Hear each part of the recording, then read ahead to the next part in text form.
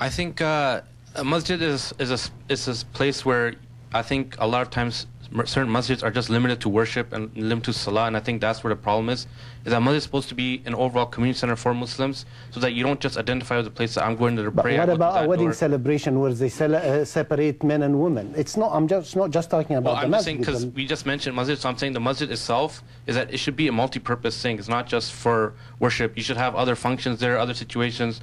And me personally, I'm involved with some Islamic youth groups, and I find that when we have a project coming up, if you have 5 people on the committee or 6 people, you have 3 brothers, 3 sisters. That's a good way of interacting with each other and also seeing how working with Muslim sisters are, and it's not as strange as, you know, oh, I never knew that you're capable of doing this or something like that.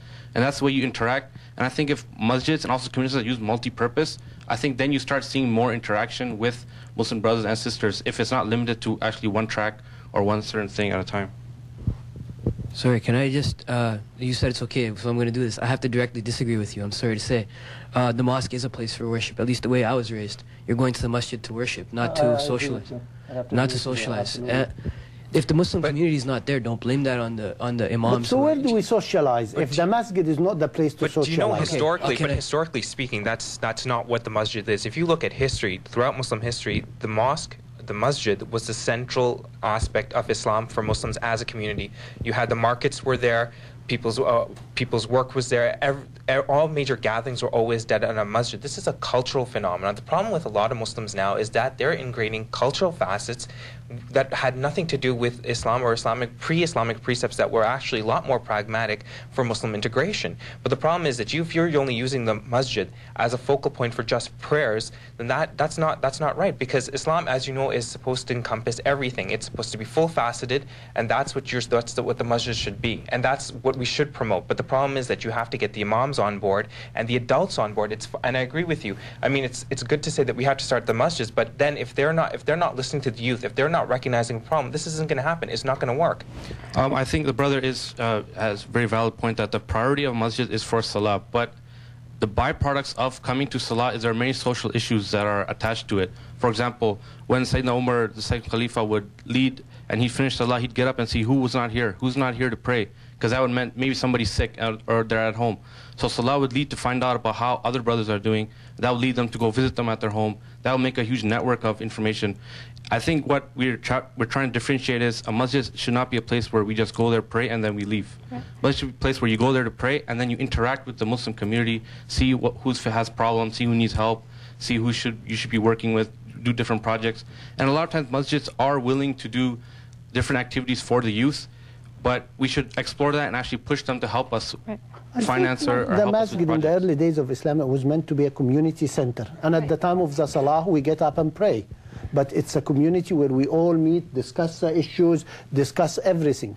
No, but sorry. I was just going to say, in some mosques that is the case. They are, they are run like communities. But most mosques maybe don't have the resources to have that huge space where you would have a separate place for prayer and then have another banquet facility for, say, a wedding or some workshops or whatnot. So some mosques really don't have those resources. And inshallah, I think we will get there. And if we want our mosques to be a place where men and women can get together and it's like a center where it was in the pre-Islamic days, then we should, approach our imams and sort of work towards it. We are the youth, and we should be sort of, talking to our imams about these issues. And I find that a lot of imams are open-minded, and they're willing to talk. They are approachable.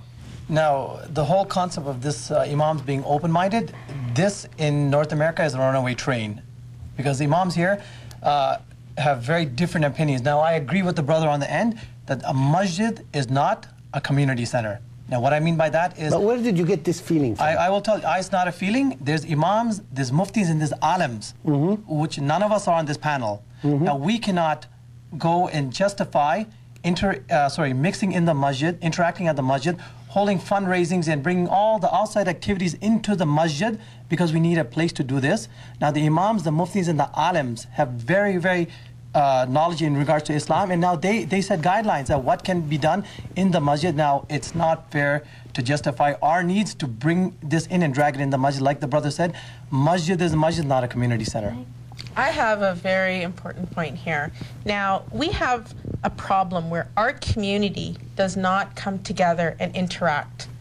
We already have this, and we're, what, second generation? So think of the society 20 years from now, let's say in the masjid where people are already not going in the first place. Let's say people go, the few people that are going to the masjid, they're not even interacting. Where are people going to learn Islam? I'm saying 20 years from now, let's say, for example. Inshallah, that's not going to be the case. Inshallah. But you know what? The reality is the younger generation doesn't really care about the masjid because there are so many restrictions on who you can and who you can't talk to and how you should look and where you should look and where you should walk and how you should be dressed. People don't feel comfortable going into our masjids, and that's because, yes, Islam has an ideal of, you know, how you should be, but does that mean we should restrict everyone who doesn't fall within that category to come into the masjid? And then secondly, if we don't encourage people, and if people are discouraged from coming into the masjids, and we're already disconnected as a community, how are our future We're generation running out of time. We need one more comment, and then we have to. These are not. No, one more comment, please. I think we'd like to end off on maybe what our topic was, which was marriage. And well, maybe you know, obviously we've run out of time, but next week we can have the discussion. We'll get together again and carry on this interesting discussion. You've been watching Spirit of Islam. I'm your host, Ashraf Zaghloul.